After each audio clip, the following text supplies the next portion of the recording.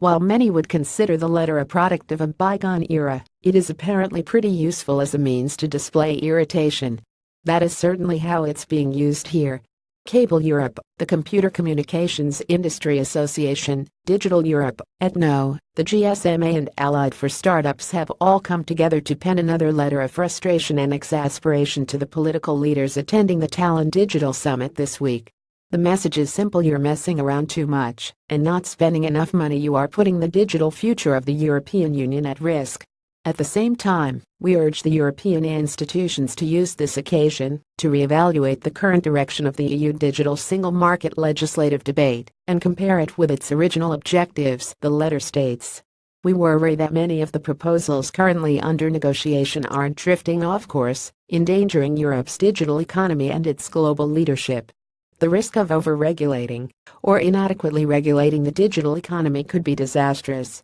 An ETNO-commissioned report released ahead of the conference claims the telco space has lost €100 million a day to disruptive digital technologies who have grasped the opportunity, but also perhaps made use of the regulatory gray areas which are present in the digital society.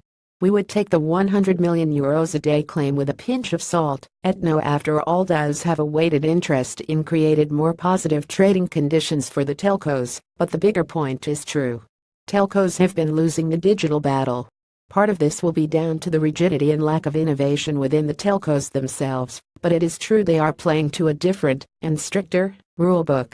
But ETNO's issue with the research is focused purely on the negative impact on the telecoms sector. The letter is a much wider issue. Here, the associations aren't saying the rulemakers are messing it up just for the telcos, they're messing it up for everyone. And it's not difficult to agree with some of their points. Looking at the first argument, spend more money. Boosting infrastructure deployment for bestinclass connectivity throughout the continent is crucial to strengthening European competitiveness and to increasing citizens' welfare, the letter reads. This requires a dramatic increase in investment, which depends on the approval of investment-conducive rules. The gang seem to be pinning the blame on rules which do not encourage investment or competition. It is a fair point. Regulation moves slowly and has not been adapted to inspire capital expenditure. Rules on spectrum and fixed connectivity need to be simplified apparently, which would allow greater predictability and increased consistency in spectrum licensing. But the blame cannot be solely placed on the rulemakers. The telcos are not innocent here. For the most part, there has not been the ambition to invest in infrastructure to lay the foundations of the gigabit society. How long have we been talking about fiber, and how far into the journey have we traveled? The blame has to be shared, but it does seem like a convenient excuse for the telcos who have never looked like they want to spend any money. The second point is an interesting one. The European Union has some of the more stringent data protection and residency rules worldwide, which the letter seems to attack. Germany is a prime example, where rules state personal information has to be kept within the national borders. This is a solid bit of rhetoric for politicians, but should it spread to other countries, there is a threat for startups. Imagine having to employ a data protection consultant or compliance expert for every territory you have a presence in.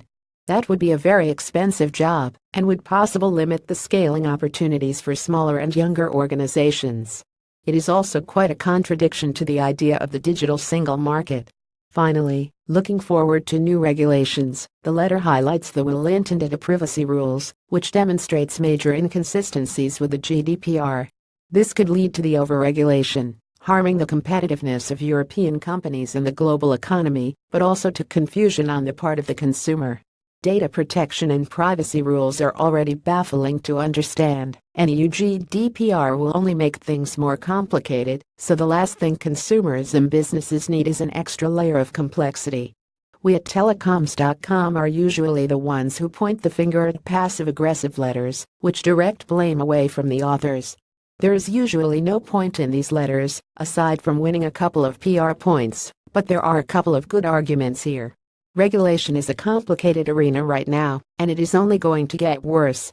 When you are trying to get 27 member states to play nice with each other, perhaps a more hands-off, light-touch approach would be preferable.